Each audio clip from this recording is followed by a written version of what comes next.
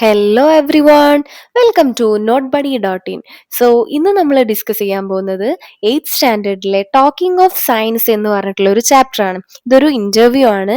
ഇത് doctor Ajith പരമേശ്വരനെ interview ചെയ്യുന്ന ഒരു പോർഷൻ ആണ്. കംപ്ലീറ്റ് നിങ്ങൾക്ക് പഠിക്കാനില്ല, കുറച്ച് ഭാഗം നിങ്ങൾക്ക് പഠിക്കാനുള്ളൂ.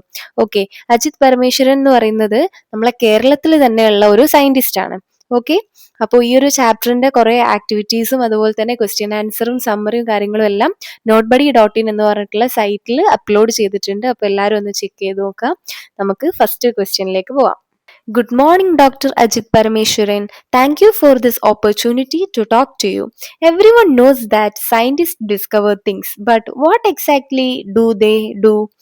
അപ്പൊ എന്താ പറഞ്ഞത്? ഫസ്റ്റ് തന്നെ ഗുഡ് മോർണിംഗ് പറഞ്ഞു, അതുപോലെ തന്നെ ഇങ്ങനെ ഒരു ഓപ്പർച്യൂണിറ്റി അവസരം തന്നതിന് നന്ദിയും പറഞ്ഞു. എന്നിട്ട് ചോദിക്കുകയാണ്, എല്ലാവർക്കും അറിയാം സയന്റിസ്റ്റ് പല പല കാര്യങ്ങളും കണ്ടുപിടിക്കുമെന്ന്, പക്ഷെ എന്താണ് എക്സാക്ട്ലി നിങ്ങൾ ചെയ്യുന്നതെന്ന് ആർക്കും അത്ര അറിയില്ല. അപ്പൊ എന്താണ് നിങ്ങൾ ചെയ്യുന്നതെന്നാണ് ഫസ്റ്റ് ക്വസ്റ്റ്യൻ. അതിനെങ്ങനെയാണ് ഡോക്ടർ അജിത് പരമേശ്വരന് ആൻസർ പറയുന്നത്? അദ്ദേഹം പറയുന്നത്, അദ്ദേഹം കുട്ടിയായിരുന്ന സമയത്ത് ഈ ചോദ്യം ചോദിക്കാന് അദ്ദേഹത്തിന്റെ ചുറ്റും അങ്ങനെ ശാസ്ത്രജ്ഞർ ഒന്നും ഉണ്ടായിരുന്നില്ല. പക്ഷെ ഇപ്പോഴും എന്താണ്, അവരുടെ സുഹൃത്തുക്കളൊക്കെ ചില സമയത്ത് കുറച്ച് തമാശയായിട്ടും കുറച്ച് ഗൗരവമായിട്ടും ഒക്കെ ഇതേ കാര്യം ചോദിക്കുന്നുണ്ട്. അദ്ദേഹം എന്താ ചെയ്യല്? പലപ്പോഴും അത് ചിരിച്ചു തള്ളുകയും വിഷയം മാറ്റുകയാണ് ചെയ്യുന്നത്. ഓക്കെ, ഇനി നെക്സ്റ്റ് ക്വസ്റ്റ്യൻ നോക്കാം. So doctor Parameswaran, how would you describe what scientist do? അപ്പൊ എന്താ ചോദിക്കുന്നത്? ഡോക്ടർ പരമേശ്വരന്റെ അടുത്ത് ചോദിക്കുകയാണ്, അങ്ങനെയാണെങ്കിൽ എങ്ങനെയാണ് നിങ്ങൾ ഒരു സയന്റിസ്റ്റ് എന്താണ് ചെയ്യുന്നത് എന്ന് വിവരിക്കുന്നതെന്നാണ് ചോദിക്കുന്നത്. അപ്പം അജിത്ത് പറയുന്നത് എന്താണ്? ദയവായി എന്നെ അജിത്ത് എന്ന് വിളിക്കൂ, ഇങ്ങനെ ഡോക്ടർ പരമേശ്വരൻ എന്നൊന്നും വിളിക്കേണ്ട, അജിത്ത് എന്ന് വിളിക്കൂ. അദ്ദേഹത്തിന് ഉത്തരം പറയുന്നത്, അവരെന്താണ്, ശാസ്ത്രജ്ഞന്മാര്, സയന്റിസ്റ്റ് അറിവ് ഉണ്ടാക്കുന്നവരാണെന്ന് ആണ് പറയുന്നത്. അതായത് ശാസ്ത്രജ്ഞർ ലോകത്തെക്കുറിച്ചുള്ള പുതിയ അറിവുകൾ കണ്ടെത്തുകയും അത് എന്താണ് ബാക്കിയുള്ള ഹ്യൂമൻസിന് വേണ്ടി, മനുഷ്യർക്ക് വേണ്ടിയിട്ട് സൃഷ്ടിക്കുകയും ചെയ്യുന്ന ആൾക്കാരാണ്. അതേസമയം എല്ലാ മനുഷ്യരും എന്താണ്, ചില മൃഗങ്ങൾ പോലും ആ അറിവ് ഉപയോഗിക്കുന്നവരുമാണ്. ഉദാഹരണത്തിന് എന്താണ്, ഒരു കർഷകന് തന്റെ വിളകൾ എപ്പോഴും നട്ടാലാണ് നല്ല വിള ലഭിക്കുക, അതുപോലെ തന്നെ എപ്പോ കൊയ്യണം, അങ്ങനെയുള്ള ഈ അറിവുകളൊക്കെ അവർ ഉപയോഗിക്കുന്നുണ്ട്.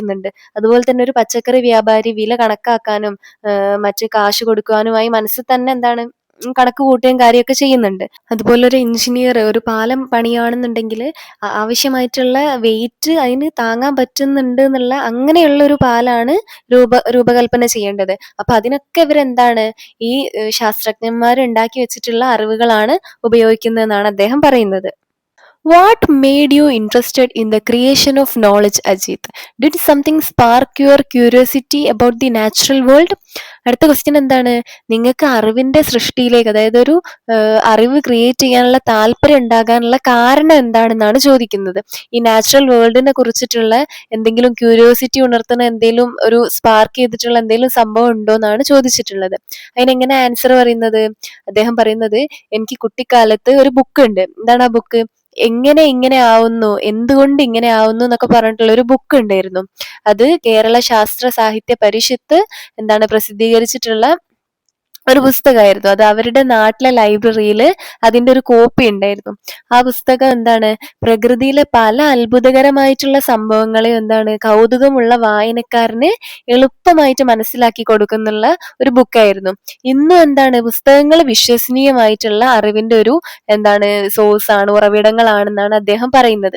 ഓൺലൈനിൽ നിന്ന് ലഭിക്കുന്ന വിവരങ്ങളിൽ പലതും എന്താണ് വിശ്വസിക്കാൻ പറ്റില്ല അല്ലെ, എന്നാൽ പുസ്തകങ്ങൾ എന്താണ് ഇപ്പോഴും ഉറച്ച അറിവ് നൽകുന്നതാണ്. അതിൽ എന്താണ് ഡീപ്പായിട്ട് കാര്യങ്ങളെല്ലാം ഉണ്ടാകുന്നാണ് പറയുന്നത്. But Ajit, even now, despite all the information available, are there important questions that remain unanswered? ഇത്രയും വിവരങ്ങൾ ലഭ്യമായിട്ടും മറുപടി കിട്ടാത്ത എന്തെങ്കിലും ഇമ്പോർട്ടന്റ് ആയിട്ടുള്ള ചോദ്യങ്ങൾ ഉണ്ടോ എന്നാണ് ക്വസ്റ്റ്യൻ. അജിത്ത് പറയുന്നത് എന്താണ്, തീർച്ചയായും നമ്മളെ നേരിട്ട് ബാധിക്കുന്ന അനവധി പ്രധാനപ്പെട്ട ചോദ്യങ്ങൾക്ക് ഇനിയും എന്താണ് പ്രോപ്പർ ആയിട്ടുള്ള ഉത്തരം കിട്ടിയിട്ടില്ല. ഉദാഹരണത്തിന് എന്താണ്, കേരളത്തിൽ മനുഷ്യ മൃഗ സംഘർഷങ്ങൾ വർദ്ധിക്കുന്നതിന്റെ യഥാർത്ഥത്തിൽ എന്തുകൊണ്ടാണെന്നുള്ളതിന് ആൻസർ ഇല്ല.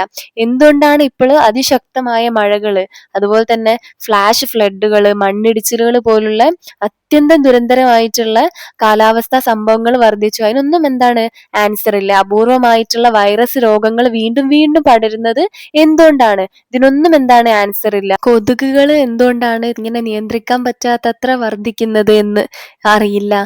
ഇതുപോലെ നിരവധി ചോദ്യങ്ങൾക്കുള്ള പ്രോപ്പർ ആയിട്ടുള്ള ആൻസർ ഇനിയും നമുക്ക് ലഭ്യമായിട്ടില്ല എന്നാണ് അദ്ദേഹം പറയുന്നത്. It is said that curiosity is at the heart of science. Why is curiosity so important? ശാസ്ത്രത്തിന്റെ ഹൃദയത്തിൽ ഈ ഒരു ക്യൂരിയോസിറ്റി ആണെന്ന് പറയാറുണ്ട്. അതെന്തുകൊണ്ടാണ് ഇത്രയും ഇമ്പോർട്ടന്റ് ആയിട്ടുള്ളത് എന്നാണ് ക്വസ്റ്റ്യൻ. അജിത്ത് പറയുന്നത് കൗതുകം ഒരു നല്ല ശാസ്ത്രജ്ഞനാകാൻ ഏറ്റവും കൂടുതൽ വേണ്ട ഒരു കാര്യമാണെന്നാണ് പറയുന്നത്. അറിവിനോടുള്ള ആ ഒരു അറിവിനെ സെർച്ച് ചെയ്യാൻ പ്രേരിപ്പിക്കുന്നതെന്നാണ് പറയുന്നത്. ഈ കുട്ടികൾ സ്വാഭാവികമായിട്ട് ഒരുപാട് ക്വസ്റ്റ്യൻ ചോദിക്കും അല്ലെ. എന്നാലും മുതിർന്ന ആളുകൾ പലപ്പോഴും അങ്ങനെ ചെയ്യാറില്ല. ചിലർക്ക് അതിൽ വലിയ താല്പര്യമൊന്നും ഇല്ലാത്തതിനോണ്ടോ അല്ലെങ്കിൽ അറിയില്ല എന്ന് തോന്നിക്കാനാവും, ഇഷ്ടമില്ലാത്തതിനാലോ ഒക്കെ ആയിരിക്കാം.